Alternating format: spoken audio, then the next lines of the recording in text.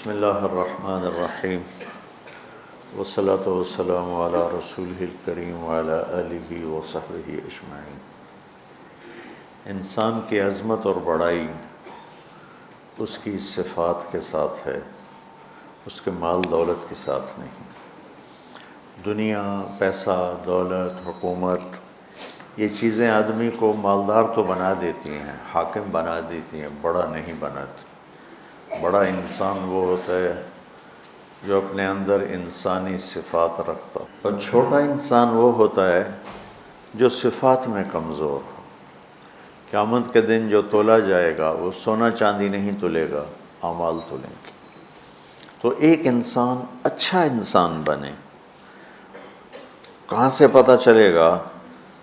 وہ میرے رب کی اس کتاب سے پتہ چلے گا، اور میرے محبوب صلی اللہ علیہ وسلم کی زندگی، فرمان، سیرت سے پتہ چلے گا کہ ایک مرد عورت کس طرح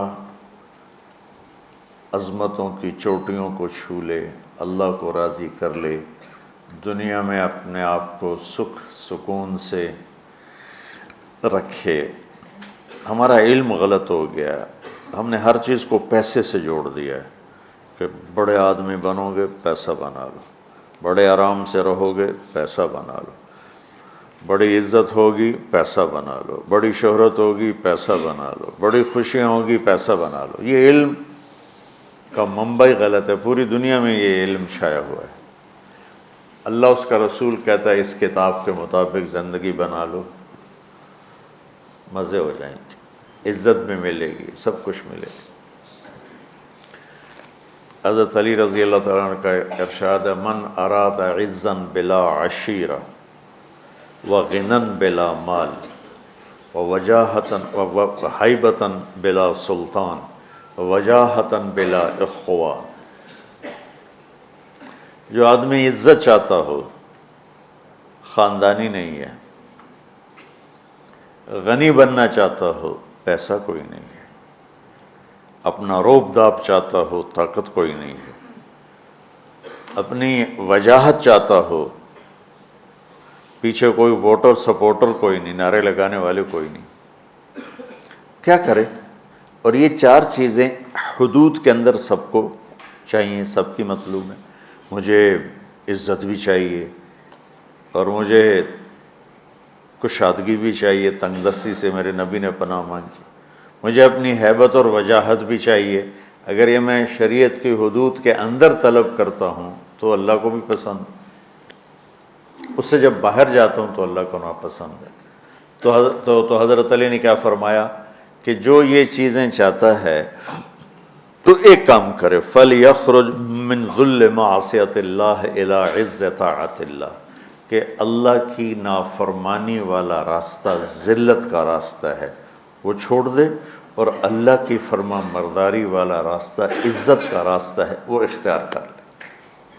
تو قرآن وہ پیغام ہے جو ہمیں عزت والا راستہ بتاتا ہے، قرآن وہ پیغام ہے جو ہمیں بلندیوں کا راستہ بتاتا ہے، اور قرآن وَهَذَا بَلَاغٌ لِلنَّاسِ، قرآن وہ پیغام ہے جو ہمیں عروج کا راستہ بتاتا ہے، جنت کا راستہ بتاتا ہے، جہنم سے بچنے کے طریقے بتاتا ہے، اللہ اس کے رسول کی بارگاہ میں قیمتی ہونے کا طریقہ بتاتا ہے، لوگوں کے دلوں پہ راج کرنے کا طریقہ بتاتا ہے، چین کی بنسری بجا کے سونے کا راستہ بتاتا ہے، گھروں کی معاشرت کو خوبصورت بنانے کا پوری دنیا میں کسی کے پاس نسخہ نہیں سوائے میرے رب کی اس کتاب کی۔ کتاب انزلناہ الیک لتخرج الناس من الظلمات الی النور۔ اور دکھ درد کی بات یہ ہے کہ امت نے قرآن چھوڑ دیا۔ یا رب ان قوم اتخذوا ھذا القرآن مہجورا۔ ھذا کے لفظوں جو طاقت ہے، یا اللہ ان کی گود میں پڑا تھا قرآن، ان کی جھولی میں پڑا ہوا تھا قرآن، اور انہوں نے اس سے مہجورا، ترکو نہیں، متروکا نہیں، مہجورا۔ ہجرت کا کیا مطلب ہوتا ہے؟ چھوڑ کے چلے جانا، پھر لوٹ کے نہ آنا۔ تو متروکہ تو ہے بھائی ٹھیک ہے، کبھی میں گاؤں میں ہوتا ہوں، کبھی یہاں ہوتا ہوں، یہاں ہوتا ہوں تو گاؤں متروک ہو گیا، وہاں جاتا ہوں تو فیصل آباد متروک ہو گیا، مہجورا کہ یا اللہ یہ میری وہ امت ہے، ان قوم اتخذوا ھذا القرآن مہجورا، انہوں نے میرے قرآن سے ایسے ہجرت کی جیسے لوگ وطن چھوڑ کے دوسرے وطن جا کے ہجرت کر کے بیٹھ جاتے، تب اچھائی کہاں سے ملے گی، اچھا انسان کہاں سے بنے گا؟ تو اللہ کا شکر ہے اس مہینے میں امت قرآن سنتی ہے، پڑھتی ہے، تو سارے قرآن کا اور 1 گھنٹے میں 25-26 دن میں اس کو تو احاطہ نہیں کیا جا سکتا، تو جو اس میں آیات میری سمجھ میں آتی ہیں کہ یہ بیان کر دی جائیں تو وہ میں لے کے آپ کے خدمت میں پیش کر دیتا ہوں۔ 2 دن پہلے میں نے گھر کی زندگی پر خاوند اور بیوی کے رشتے کی بات کی تھی، ہن لباس لکم وانتم لباس لہن، کہ تمہاری بیوی تیرا لباس ہے، اور اللہ بیویوں سے کہہ رہا ہے کہ تمہارے خاوند تمہارا لباس ہے۔ جتنا لباس خوبصورت ہوتا ہے اتنا انسان پرکشش ہو جاتا ہے، جتنا آپ اپنے لباس کی حفاظت جائیں، بیوی کی حفاظت کرو گے، بیوی خاوند کی حفاظت کرے گی، یہ رشتہ پرکشش ہو جائے گا، خوبصورت ہو جائے گا۔ اس میں ایک بات رہ گئی تھی، وہ ہے نساؤکم حرث لکم، یہ اسی میں آتا ہے لیکن تھوڑا سا آگے جا کے آتا ہے، تو اس دن بات وہ اذا سالک عبادی میں چلی گئی، تو نساؤکم حرث لکم فاتوا حرثکم انا شئتم، اس کا مفسرین نے ایک ہی مطلب بیان کیا جو فاتوا حرثکم انا شئتم، لیکن کیونکہ میں ذمہ دار ہوں مجھے حرث سے ایک مطلب سمجھ آئے، میرے پیشے کا لفظ ہے نا حرث، انتم کیا ہے وہ تحرثون بھی کہیں ہے، افرأیتم ما تحرثون، افرأیتم ما تحرثون، تو فاتوا حرث، آپ تمام تصویریں دیکھو جو میں بیان کرنے لگا ہوں، میرا دعویٰ نہیں، توبہ میں نے تو ساری دیکھی نہیں، لیکن مجھے نہیں لگتا کسی کا ذہن اس طرف گیا ہوگا، ہو سکتا ہے گیا ہو کو، میں اپنے علم کے دعوے، تو میں تو ویسے ہی طالب علم ہوں۔ اللہ نے یہاں عورت کو تشبیہ دی ہے کھیتی سے، تو میری آنکھ اس ماحول میں کھلی جہاں ہم پشتوں سے ذمہ دار چلے آ رہے ہیں، تو درخت جب پھل نہیں دیتا ہے تو ذمہ دار اس کو ڈنڈے مارتا ہے، اس کو گالیاں نکالتا ہے۔ کس طرح ذمہ دار ایک پودے کو پروان چڑھاتا ہے، یہ ہے تمہاری ذمہ داری اپنی بیوی، چونکہ تم نہیں کسی کے گھر گئے، تمہارے گھر کسی کی بیٹی آئی ہے، ماں چھوڑ کے، باپ چھوڑ کے، بہنیں چھوڑ کے، بھائی چھوڑ کے، سہیلیاں چھوڑ کے، اور اپنی ترتیب زندگی کو توڑ کر ایک بول پر تیرے گھر آئی ہے، تو پاگل تو آتے ہی اس کے ساتھ بدتمیز ہو رہا ہے، کبھی گالیاں دیتا ہے، کبھی تانے دیتا ہے، کبھی تیری ماں اسے کچھ سناتی، کبھی تیرا ابا اسے کچھ سناتا ہے، کبھی تیری بہنیں اسے کچھ سناتی ہیں، تو نے کھیتی کی راکھی کیا کرنی تھی، تو نے تو کھیتی کو آگ ہی لگا کے رکھ دی، تو یہ فصل کیسے دے گی، تو گندا دانہ اس میں سے نکلے گا۔ تو عورت کو اللہ تعالیٰ نے زمین سے تشبیہ دی، اور اس سے آنے والی اولاد کو کھیتی سے اللہ تعالیٰ نے تشبیہ دی، اور زمین سے کھیتی لینے کا ایک طریقہ ہے، ہل چلتا ہے، زمین نرم کی جاتی ہے، پانی لگتا ہے، پھر اسے اور نرم کیا جاتا ہے، پھر جڑی بوٹیوں کو صاف کیا جاتا ہے، اسے تیار کیا جاتا ہے، پھر اس میں دوبارہ ہل چلا کے بیج لگایا جاتا ہے، پھر اس بیج کی راکھی کی جاتی ہے، حفاظت کی جاتی ہے، جب وہ پانی مانگتا ہے پانی دیتے ہیں، چاہے رات کے 12 بجے بھی پانی کی ضرورت ہے، وہ پانی پہنچ رہا ہوتا ہے، وہ کھاد مانگتا ہے کھاد دیتے ہیں، وہ گوڈی مانگتا ہے گوڈی دیتے ہیں، پھر اس میں گندی جھاڑیاں پیدا ہوتی ہیں، تو ہم الگ مزدور لگا کر ان گندی جھاڑیوں کو نکالتے ہیں، اور اب سپرے آ گئے ہیں کہ سپرے کرو تو صرف وہ گندی جو بوٹیاں ہیں وہ مر جاتی ہیں، فصل کو کچھ نہیں ہوتا۔ میں آپ کے سامنے ایک نقشہ بیان کر رہا ہوں کہ اللہ تعالیٰ یہاں خاوند اور بیوی کی زندگی کو کس خوبصورت انداز میں بیان فرما رہا ہے۔ اعلیٰ فصل لینے کے لیے یہ سب کچھ کرنا پڑتا ہے، ذمہ داروں کے پاس عام طور پہ پیسہ نہیں ہوتا تو وہ جاتے ہیں جی کھاد چاہیے دی، وہ کہتے 500 روپے ود لواں گے، وہ کہتا جی لے لو پہ کھاد دے دو میری فصل مردی پہ، تو پھر اسے سپرے کرنا ہوتا ہے تو اس کے پاس پیسے نہیں ہوتے، پھر وہ سپرے والے کے پاس جائے، یہ نہیں کہتا پیسے کو نہیں دفع کرو آپ پہ ہوندی تو ہوئے نہیں ہوندی تو نہ ہوئے، ایسا پاگل کوئی ذمہ، چاہے 1 ایکڑ کا ہو چاہے 100 ایکڑ کا ہو، پھر وہ کہتا ہے جی کھاد چاہیے دیے یوریا، وہ کہتا وہ سپرے کی دوا چاہیے، وہ ڈبے دے پیچھے 200 روپے زیادہ لواں گا، اچھا جی لے لے جی چلے کپا آ جاندی میں دے دیواں گا، وہ ادھار پہ مہنگا سامان اٹھاتا ہے اور اس کی ضرورت کو پورا کرتا ہے۔ وہ گندم کو یہ نہیں کہتا، کپاس کو یہی نہیں کہتا میرے کو پیسے کوئی نہیں، میں نہ تینوں پانی لا سکنا، نہ کھاد دے سکنا، نہ سپرے کر سکنا، تو پھر مکھیاں ہی مارے گا، روٹی تو کوئی نہیں لبنی۔ عورت کی زمین میں محبت کا حل چلاؤ، اپنے رات کے آنسوؤں سے اس کو پانی لگاؤ، اپنے اخلاق کے ذریعے سے اس میں بیج ڈالو، پھر اس کو عزت دے کر احترام دے کر اس فصل کی آبیاری کرو، اس کو اوپر چڑھاؤ۔ اس میں جو گندی جھاڑیاں ہو گئی، کبھی یہ ادھر سے گندا آئے گا، کبھی ادھر سے گندگی آئے گی، کبھی ساس کی طرف سے، کبھی سسر کی طرف سے، کبھی بہنوں کی طرف سے، کبھی لڑکی کے ماں باپ کی طرف۔ بعض لڑکی کے ماں باپ ایسے بے وقوف ہوتے ہیں کہ اپنی بیٹیوں کا گھر اجاڑ دیتے ہیں، شادی کرنے کے بعد بھی بیٹی کو اپنے حکم پر چلانے کی کوشش کرتے ہیں، تو خاوند کہاں برداشت کرتا ہے؟ شادی کے بعد بیوی پر ماں کا حق نہیں ہے، باپ کا حق نہیں ہونے کا مطلب ہے کہ پہلے اب خاوند کا حق ہے، پھر ماں باپ کا حق ہے۔ ماں کچھ کہے، خاوند کچھ کہے، تو اسے خاوند کی اطاعت کرنی ہے، ماں کی نہیں، ماں کی نہیں۔ لیکن کچھ والدین ایسے ہیں جو اپنے بیٹیوں کو برباد کر دیتے ہیں، پیچھے سے ڈوریں ہلا ہلا ہلا، ایسے کیسز چھوڑے ہیں۔ زیادہ جو مسئلہ ہے وہ سسرالی مسئلہ ہے، تو اس میں وہ جو گندی جھاڑیاں پیدا ہوتی ہیں نا، ان کو وہ سلیقے سے نکالتا رہے، نکالتا رہے، نکالتا رہے، نکالتا رہے، اور اس کی حفاظت کرتا رہے۔ یہ جو آموں کا باغ لگتا ہے نا، تو چھوٹا ہوتا ہے، جب سردیاں آتی ہیں تو اس کو ہم کور کر دیتے ہیں سارے، پہلے اس کے اوپر چونے کا سپرے کرتے ہیں، چونے کا، کہ اس کے پتوں کے اوپر ایک تہ جم جائے، اور اس کے تنے پر بھی چونا لگاتے ہیں تاکہ ٹھنڈک اندر نہ جائے، پھر اس کو یوں کور کر دیتے ہیں کہ اندر سردی نہ جائے۔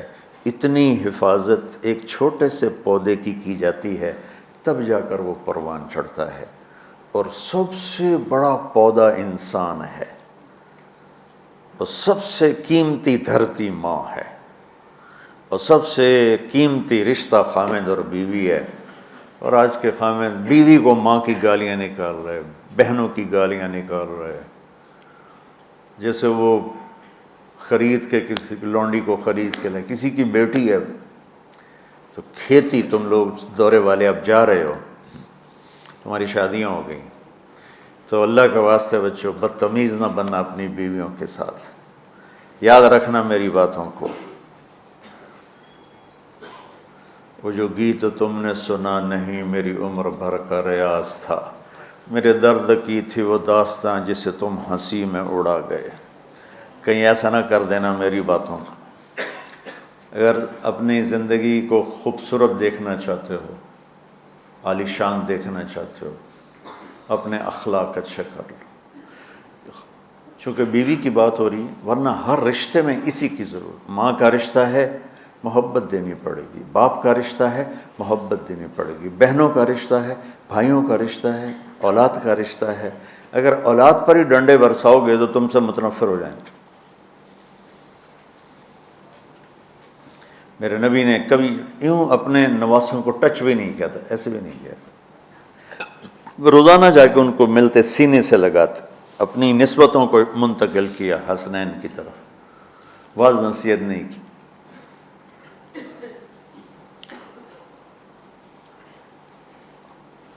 بہت سے بچے علماء کے، تبلیغ والوں کے، نیک لوگوں کے ضائع ہو گئے کہ بچے کا ذوق نہیں دیکھا، بس حافظ بنانا ہے، عالم بنانا ہے، حافظ بنانا ہے، عالم بنانا ہے۔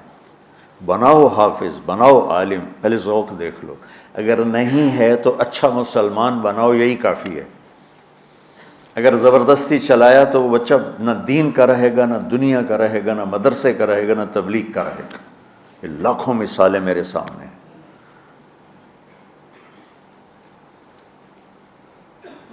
تو اولاد پر بھی جبر کرو گے تو باغی ہو جائیں گے۔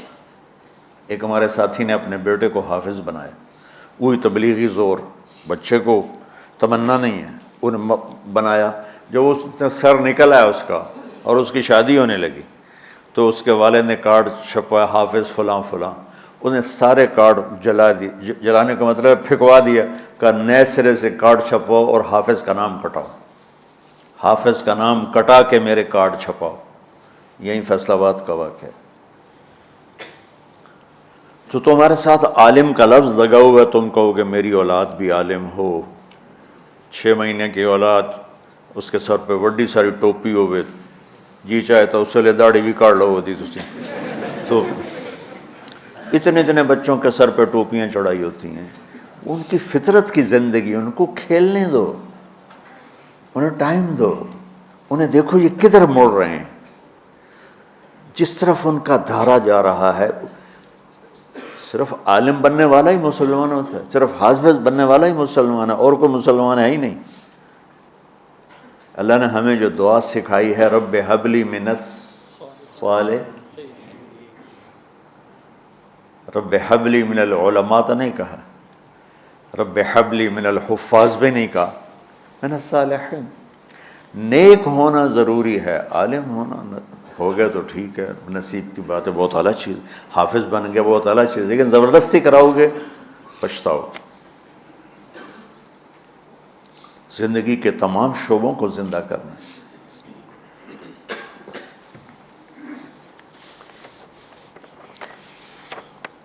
ایک اور آیت سورۃ آل عمران کی ہے،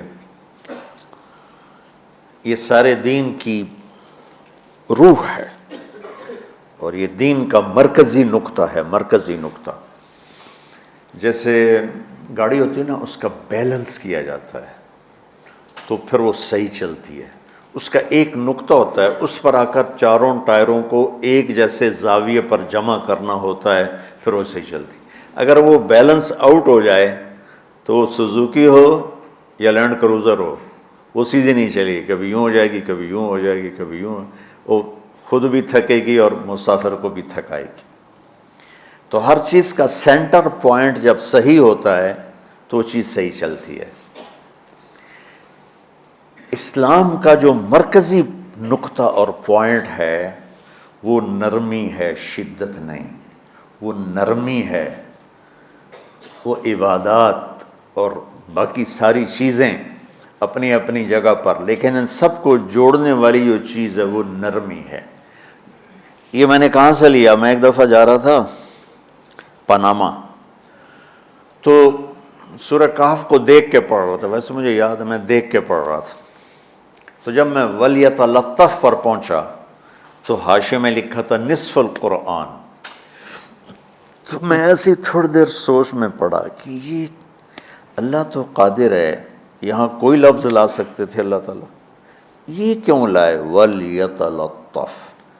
حد سے زیادہ نرمی کا معاملہ کرنا۔ وہ جو روٹی لینے میں گیا ترکی میں، ترسوس ایک جگہ ہے جہاں اردن والے بھی دعویٰ کرتے ہیں کہ یہاں تھے اصحاب کہف، میں نے وہ بھی دیکھا ہے، اور ترکی والے بھی کہتے ہیں میں نے وہ بھی دیکھا ہے۔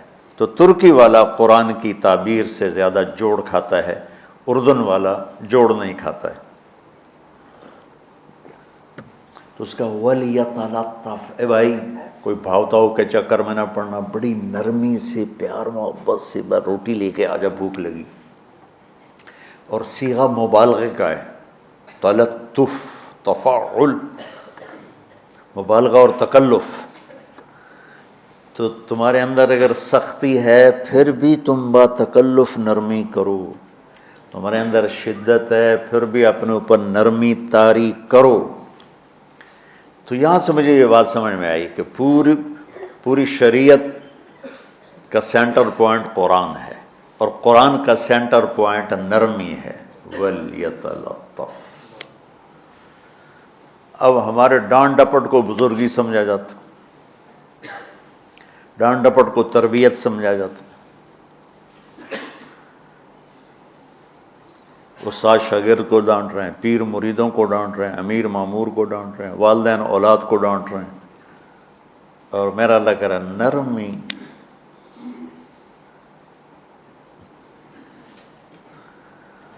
اب آیت سنو، یہ بات سمجھ میں آ گئی؟ اب آیت سنو. اللہ تعالیٰ فرما رہا ہے اپنے محبوب سے، فَبِمَا رَحْمَةٍ مِّنَ اللَّهِ لِنْتَ لَهُمْ وَلَوْ كُنْتَ فَظًّا غَلِيظَ الْقَلْبِ لَانفَضُّوا مِنْ حَوْلِكَ فَاعْفُ عَنْهُمْ وَاسْتَغْفِرْ لَهُمْ وَشَاوِرْهُمْ فِي الْأَمْرِ فَإِذَا عَزَمْتَ فَتَوَكَّلْ عَلَى اللَّهِ إِنَّ اللَّهَ يُحِبُّ الْمُتَوَكِّلِينَ.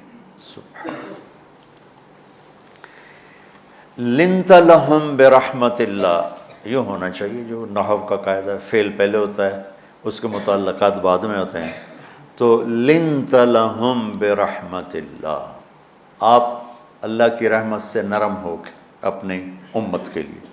لیکن اللہ تعالیٰ نے فَبِمَا، اللہ نے اپنے نبی پر جتنے احسان قرآن میں بتلائے ہیں، أَلَمْ يَجِدْكَ يَتِيمًا فَآوَى وَوَجَدَكَ ضَالًّا فَهَدَى وَوَجَدَكَ عَائِلًا فَأَغْنَى أَلَمْ نَشْرَحْ لَكَ صَدْرَكَ وَوَضَعْنَا عَنْكَ وِزْرَكَ الَّذِي أَنْقَضَ ظَهْرَكَ وَرَفَعْنَا لَكَ ذِكْرَكَ إِنَّا أَعْطَيْنَاكَ الْكَوْثَرَ هُوَ الَّذِي أَيَّدَكَ بِنَصْرِهِ وَبِالْمُؤْمِنِينَ. اب قرآن میں دیکھو وَكَانَ فَضْلُ اللَّهِ عَلَيْكَ كَبِيرًا، اللہ نے قرآن میں اپنے نبی پر جو احسان کیے وہ بتائے اور جتلائے کہ ہم نے آپ کے ساتھ یہ کیا، یہ کیا، یہ کیا، یہ کیا.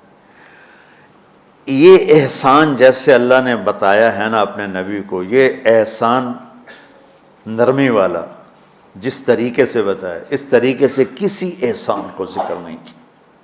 فَبِمَا، میرے ہاتھوں کو دیکھو، ہم جب کہتے ہیں بہت بڑا، اس سے آگے تو ہمارے ہاتھ نہیں جاتے نا. تو میرا ایک بھتیجا تھا تو دیر سے بولا، جب وہ گاڑی پہ ہوتا تو ہم کہتے کس چیز پر آئے ہو، تو وہ یوں یوں کرتا، اور جب وہ بس پہ آتا تو کہتا ایسے ایسے کرتا، ایسے ایسے، کہ بھئی بس بڑی ہوتی ہے نا تو اس کا یوں اشارہ کرتا، اور گاڑی چھوٹی تھی تو اس کا یوں اشارہ کرتا. تو فَبِمَا، یہ جو فَبِمَا رحمہ ہے نا، یہ زمین آسمان سے بھی باہر نکل گیا ہے، اور مشرق و مغرب سے پار ہو گیا، شمال جنوب سے پار ہو گیا، فوق تحت سے پار ہو گیا. اللہ تعالیٰ فرما رہا ہے میرے محبوب میری اتنی بڑی رحمت آپ پر آئی جس کو آپ کے رب کے سوا کوئی نہیں جانتا، اور پھر آپ نرم ہو گئے، نرم ہو گئے. ان اللہ لا یعطی علی الرفق ما لا یعطی علی العنف، اللہ جو نرمی پہ دیتا ہے وہ سختی پہ نہیں دیتا. لو کان الرفق خلقا لما رأى الناس خلقا احسن منه، نرمی کی کوئی شکل ہوتی تو اس سے حسین کائنات میں کوئی شکل نہ ہوتی، جنت کی حور سے بھی اعلیٰ شکل ہوتی. وَلَوْ كَانَ الْعُنْفُ خَلْقًا لَمَا رَأَى النَّاسُ خَلْقًا أَبْغَضَ مِنْهُ. اور اگر بد اخلاقی کی، سخت مزاجی کی کوئی شکل ہوتی تو وہ شیطان سے بھی زیادہ خوفناک ہوتی. امام اسماعیل رحمۃ اللہ علیہ بڑے علامہ گزرے ہیں اور قرآن کی بڑی خدمت کی ہے لغت کے لحاظ سے، تھے انتہائی بدصورت، کوڑا سیاہ اور حبشی ٹائپ. کہنے لگے زندگی میں کبھی دھوکہ نہیں کھایا سوائے ایک دفعہ ایک لڑکی نے مجھے ایسا بیوقوف بنایا کہ میرے 14 طبق روشن کر دیے کہ میں جا رہا تھا تو ایک خوبصورت لڑکی نے مجھے مسکرا کے اشارہ کیا. میں کہہ لیا بھائی کوئی میرے اوپر بھی عاشق ہے، تو میں اس کے پیچھے چل پڑا. وہ آگے آگے میں پیچھے پیچھے، وہ آگے آگے میں پیچھے پیچھے. بازاروں میں چلتے چلتے ایک مصور کی دکان پہ پہنچے تو اس نے مصور سے یوں اشارہ کیا اور آگے چلی گئی. وہ آگے چلی گئی تو میں حیران ہو گیا. بھی میں نے کہا بھائی یہ کیا چکر ہے؟ کہا جی یہ ایک بچی کل میرے پاس آئی تھی کہ مجھے شیطان کی فوٹو بنا کے دو.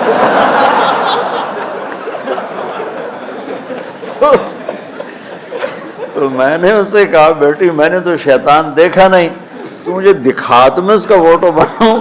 تو آج تمہیں لے کر کہہ رہی تھی یہ ہوتا ہے، ایسا ہوتا ہے. تو اگر سختی کی کوئی شکل ہوتی نا تو شیطان سے بھی بدصورت ہوتی. تو ہماری زندگیوں میں جو آئی ہیں نا رکاوٹیں، اس کا کوئی بڑا سبب نہیں ہے. یہ اسباب ہیں چھوٹے چھوٹے مل کے بڑے ہو. زبان کی شدت، بول کی شدت، نظر کی شدت، طعنے تشنیع، مار پٹائی، اس نے ہمارے رشتوں کو تار تار کر دیا. اور میں قربان جو میرا اللہ تعالیٰ کہہ رہا ہے لو کنت فظا غلیظ القلب، اگر آپ کی زبان میں شدت ہوتی، آپ کے مزاج میں شدت ہوتی، لانفضوا من حولک. انفضوا کا مطلب بتایا تھا نا کل پرسوں، بھگدڑ مچ جانا، پیچھے مڑ کے نہ دیکھنا. معلم محمد مصطفیٰ جیسے ہوں صلی اللہ علیہ وسلم، اور طلبہ اصحاب رسول جیسے ہوں.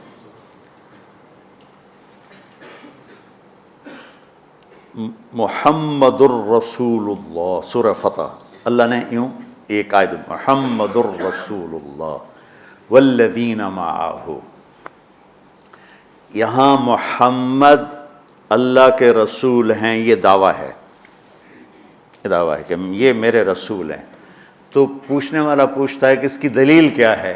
تو اللہ کہتا ہے اس کے ساتھیوں کو دیکھ لو، ایسے ساتھی صرف نبی کے ہوتے ہیں اور کسی کے نہیں ہوتے. والذین معاہ، معیت بہت بڑا شرف ہے. اور وہ کیسے ہیں؟ اشداء علی الکفار ہیں، رحماء بینہم ہیں. وہ کیسے ہیں؟ تراہم رکعا سجدا، کوئی سجدوں میں گڑ گڑا رہا، کوئی رکوع میں گڑ گڑا رہا.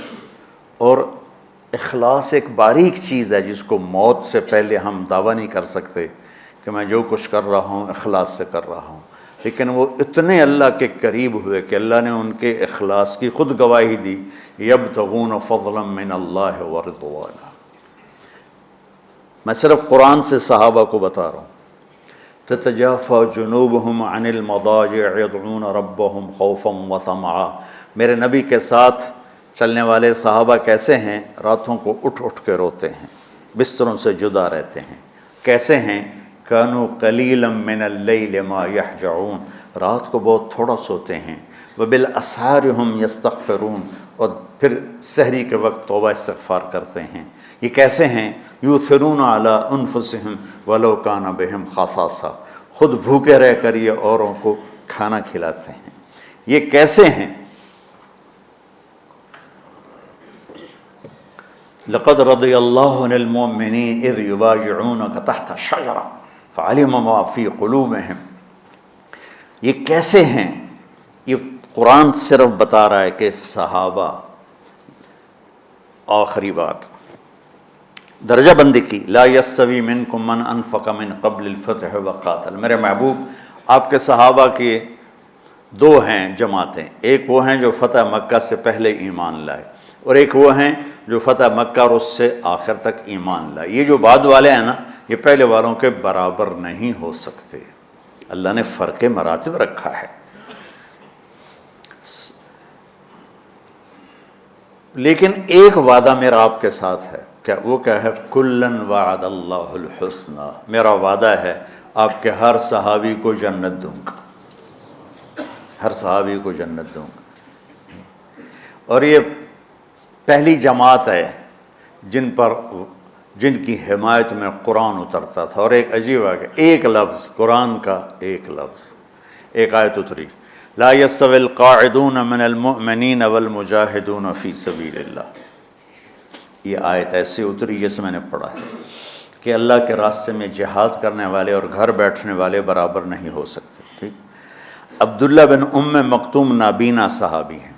انہوں نے جب آیت سنی کہا یا اللہ یہ کیا کیا؟ وہ میں انا محتاج، میں کتوں جا کے جہاد کرنا ہے، میرے لیے تو گنجائش دے. سبحان اللہ، یہ کیسے لوگ تھے؟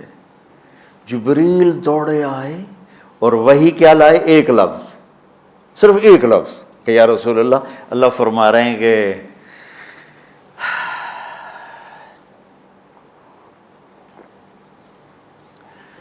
کیا ہے؟ عبس وتولی اذ جاءہ الاعمی. کہا میرے بندے کی فریاد میرے پاس پہنچ چکی ہے، لہٰذا اب اس آیت کو یوں پڑھا جائے، لا یستوی القاعدون من المؤمنین غیر اولی الضرر والمجاہدون فی سبیل اللہ، کہ جو معذور ہیں ان کے علاوہ جو صحت مند ٹھیک ٹھاک ہیں وہ اور جو میرے راہ میں ہیں برابر نہیں ہو سکتے۔ تو عبداللہ بن ام مکتوم کی فریاد پر قرآن کا ایک لفظ ہے، اور خولہ کی فریاد پر آیات بارش کے قطروں کی طرح، قد سمع اللہ قول التی تجادلک فی زوجها وتشتکی الی اللہ واللہ یسمع تحاورکما ان اللہ سمیع بصیر الذین یظاہرون منکم من نسائہم ما ہن امہاتہم ان امہاتہم الا اللہ ولدنہم وانہم لیقولون منکرا من القول وزورا۔ یہ پھر آگے بھی چلتی ہیں۔ ایک دیہاتی عورت کی فریاد نے عرش ہلا دیا اور قرآن اترا۔ یہ لوگ تھوڑا اور سنا دو تاکہ آپ کو خولہ کا پتہ چلے، خولہ کیا چیز ہے۔ انصاری عورت ہے، ہاں محلے کی ایک عورت ہے، خامن نے غصے میں طلاق دے دی، طلاق تھی زہار، تو میرے لیے میری ماں کی طرح ہے۔ اس طلاق کے بعد رجوع ہو ہی نہیں سکتا تھا۔ 3 طلاق میں تو رجوع ہو جاتا نا، کہ کسی اور جگہ شادی ہو جائے، وہاں سے طلاق ہو جائے، واپسی ہو، لیکن اس میں رجوع ایسا ہی ہے شیخ، ایسا ہی ہے نا، اس میں دوبارہ اگر اس کی شادی ہو جائے اور پھر وہاں سے وہ فارغ ہو کر اس سے شادی نہیں ہو سکتی، یہ اس زمانے کا رواج تھا۔ اب یہ ان کی عمر گزر گئی تھی، جو بھاگی بھاگی اللہ کے نبی کے پاس ہے، یا رسول اللہ میرے خامن اوس بن مالک نے زہار کر دیا، اوس بن صامت نے مجھ سے زہار کر دیا، تو کیا فتویٰ ہے؟ آپ نے کہا حرمتی علیہ ہے، بیٹی تو حرام ہو گئی۔ بولیں گے یا رسول اللہ اکل مالی وافنا شبابی، جوانی میری ڈھل گئی، مال میرا کھا گیا وہ، تو میں کہاں جا کے بیٹھوں، ماں باپ میرے نہیں ہیں۔ آپ نے کہا حرمتی علیہ ہے، تو اس پہ حرام ہو گیا۔ پھر اس نے کہا یا رسول اللہ میرا کیا بنے گا؟ تو آپ چپ ہو گئے، کہ جب وہ مانتی نہیں تو کیا کرو، آپ چپ ہو گئے۔ حضرت عائشہ رضی اللہ تعالیٰ آپ کو کنگھی کر رہی تھی۔ جب اس نے دیکھا اللہ کے نبی نے جواب دینا چھوڑ دیا ہے، کہ چلے ٹھیک ہے میں اپنے رب سے بات کرتی ہوں، اس نے وہیں بیٹھے بیٹھے ہاتھ اٹھایا، اے اللہ ان لی منہ صبیۃ صغار، اے میرے رب میرے چھوٹے چھوٹے بچے، ان ضممتہم الی فجعوا وان ضممتم الیہ فضاعوا، میرے رب میرے چھوٹے چھوٹے بچے، عمر میری ڈھل گئی، میری دوسری شادی نہیں ہو سکتی، ان بچوں کو میں اپنے پاس رکھوں تو ان کو روٹی کہاں سے کھلاؤں، یہ بھوکے مریں گے، خامند کے پاس چھوڑ کے چلے جاؤں تو وہ بھی کمزور ہو چکا ہے، یہ ان کی تربیت کون کرے گا، یہ تو برباد ہو جائیں گے۔ اب اس کی دعا سنو، یا اللہ اپنے نبی کی زبان پر میرے حق میں فیصلہ دے۔ یہ نہیں کہا کہ تو اپنی شریعت کا فیصلہ سنا، کہ اللہ میرے حق میں دینا ہے فیصلہ۔ اور اللہ تعالیٰ کا قرآن آ گیا، ہاں خولا ہم نے اپنے رحمت کے طفیل تیرے حق میں فیصلہ دے دیا۔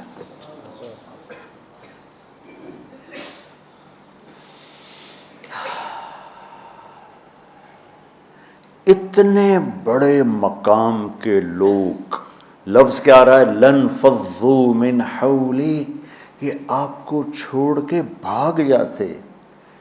سختی اتنی بڑی بلا ہے کہ اتنے دھرتی نے کسی نبی کے ایسے ساتھی نہ دیکھے نہ دیکھے گی، اور ایسے عظیم انسان دنیا میں نہ آئے نہ آئیں گے۔ انبیاء کے بعد عظیم ترین انسانوں کا ٹولہ، لیکن وہ بشر تھے، ان سے خطائیں ہوئیں، ان سے گناہ ہوئے، پر اللہ نے کہا جاؤ ہم نے معاف کر دیا، کلا وعد اللہ الحسنی، جاؤ سب کے لیے جنت ہے۔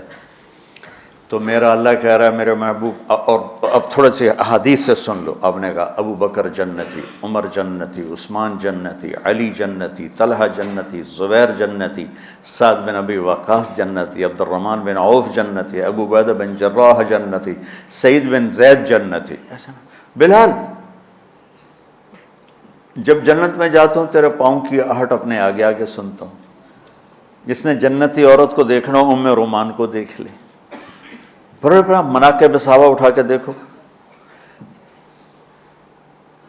میرا ایک امتی آئے گا جنت کے دروازوں پر تو 8 دروازے کھل کے کہیں گے مرحبا ادھر آ جائیں، ادھر ادھر۔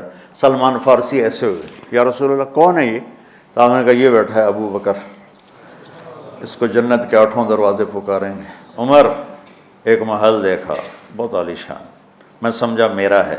جب جانے لگا تو فرشتے نے کہا آپ کے غلام عمر بن خطاب کا ہے۔ عثمان جنت میں ہر نبی کا رفیق ہے، میرا رفیق تو ہے۔ پھر حضرت علی کا ہاتھ پکڑ کے کرتے کرتے کرتے یہاں لگا لیا، علی تو بھی خوش ہو جا، جنت میں تیرا گھر میرے گھر کے سامنے ہے۔ طلحہ زبیر، ہر جنتی کا ایک خادم، میرے 2 خادم طلحہ اور زبیر۔ تو اس ایک لائن لگی پڑی ہے، اور میرا اللہ کہہ رہا ہے میرے محبوب اگر آپ کے مزاج میں شدت ہوتی تو ایسے عظیم الشان لوگ آپ کو چھوڑ کے بھاگ جاتے۔ بچو کیا کرو، سنا سنا کے بھی تھک گیا ہوں۔ ایک بلبل ہے کہ ہے محو ترنم اب تک، اس کے سینے میں ہے نغموں کا تلا تم اب تک، قید موسم سے طبیعت رہی آزاد اس کی، کاش گلشن میں کوئی سمجھے فریاد اس کی۔ میں تو پچھلے 20 سال سے فریاد کر رہا ہوں، او بھائیو نرمی اختیار کرو، محبتیں اختیار کرو، نفرت ہو، اختلاف کرو، نفرت تو نہ کرو۔ بیوی سے اختلاف ہو گیا ہے تو نفرت تو نہ کر، بیوی کو خامن سے ہو گیا نفرت تو نہ کر، بہن بھائیوں میں ہو جاتی اونچ نہیں، نفرت ہے تو نہ کرو، سلام دعا ختم۔ تو آپ فارغ ہونے والے ہو، یہ اسباق یاد رکھو گے تو آپ ہی کو فائدہ ہوگا انشاءاللہ۔ پھر جہاں جاؤ گے گلاب کے پھول کی طرح مہکو گے۔ چمن میں بہت سے پھول ہوتے ہیں، لیکن جہاں گلاب کھلا ہوتا ہے سب کی نظر وہیں جا کر ٹکتی۔ تو اگر میں نے یہ اخلاق بنا لی، یہ نرمی اپنے اندر پیدا کر لی، تو اللہ کی قسم گلاب کے پھول کی طرح مہکو گے بھی صحیح، اور پرکشش بھی ہوگی، جاذبیت بھی ہوگی۔ شکلوں کی کشش چند دنوں کے بعد ختم ہو جاتی، اخلاق کی کشش موت تک باقی رہتی۔ جیسے روٹی کی طلب موت تک ختم نہیں ہوتی، باقی چیزیں آدمی کہتا ہے یار گوشت بڑا کھا لیا، دال بناؤ، بھنڈی کھا لی اب توری بناؤ، لیکن روٹی ایسی ہے اسے کوئی کسی دن جاتا روز ہی روٹی کو اس طرح اندر رچ پچ گئی۔ ایسے اچھے اخلاق روٹی کی طرح جن کی طلب کبھی ختم نہیں ہوتی۔ تو ہمارے علمی حلقے ہوں، دیندار حلقے ہوں، ان سب میں شدت پائی جاتی، ہر درجے کی شدت۔ تم بیچ میں ایک موم بن کے جاؤ، لوہا بن کے نہ جاؤ، موم بن کے جاؤ، اور سارے رشتوں کی تلخیوں کو اپنے پی جا، ایام کی تلخی کو بھی ہنس کے ناصر، غم کے سہنے میں بھی قدرت نے مزہ رکھا ہے۔ تلخیوں کو پینا سیکھو، زبان کو بند کرنا سیکھو، اور پھر مسکرانا سیکھو، اور نرمی کا سلوک سیکھو جو میرے نبی کی سب سے عالی شان صفت فَبِمَا رَحْمَةٍ مِّنَ اللَّهِ۔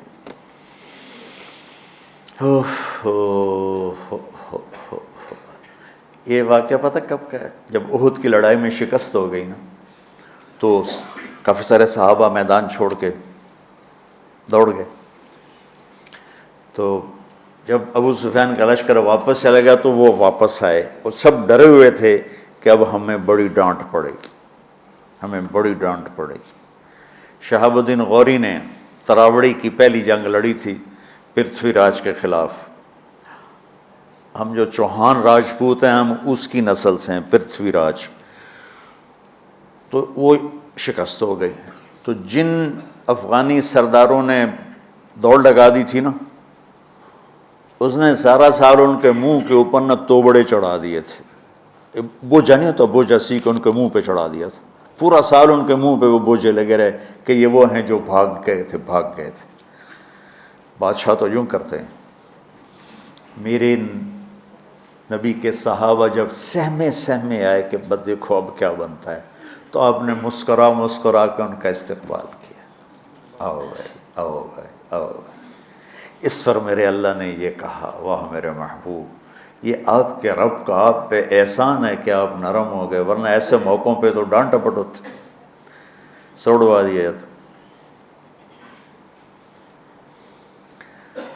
استنبول کا قلعہ فتح نہیں ہو رہا تھا، سلطان محمد فاتح 21 برس کی عمر، تو اس نے سپہ سالار کو بھرے مجمع میں کوڑوں سے اس کی پٹائی شروع کر دی اور اس کو ہٹا کے دوسرے کو لگا دیا۔ اور میرے نبی کہہ رہے ہیں آؤ بھائی آؤ بھائی آؤ۔ اوپر اللہ کی محبت دیکھو، اللہ تعالیٰ کہہ رہا ہے میرے نبی معاف کر دیں، پہلے ہی آپ نے معاف کر دیا، پر میں بھی سفارش کرتا ہوں آپ ان کو معاف کر دیں۔ اور آگے کہتے ہیں وَاسْتَغْفِرْ لَهُمْ، اور آپ مجھے بھی کہیں کہ میں بھی معاف کر دوں۔ کیا لوگ تھے، کیا لوگ تھے کہ جن کے بارے میں اللہ کہہ رہا ہوگا مجھے کہو میں ان کو معاف کر دوں۔ سبحان، ایسے عظیم لوگ بھی شدت برداشت نہ کر پاتے۔ بھائیو میری فریاد سمجھو اللہ کے واسطے، نرمی اختیار کرو، نرمی اختیار کرو، نرمی اختیار کرو۔ سختی کے بغیر جی کام نہیں چلتا ہے، ارے یہ بکواس ہے، تمہارے نفس کی شرارت ہے۔ میرے نبی فرما رہے ہیں نرمی پہ جو اللہ کرتا ہے وہ سختی پہ نہیں کرتا ہے۔ ٹھیک ہے، سر ساتھ نہیں دے رہا درد کی وجہ سے، اسی میں ہی برکت سمجھ لو۔ سبحانک اللہم و بحمدک، اشہد ان لا الہ الا انت، استغفرک و اتوب الیک۔ اللہم انا نسألک من خیر ما تعلم ونعوذ بک من شر ما تعلم ونستغفرک لما تعلم انک علام الغیوب برحمتک۔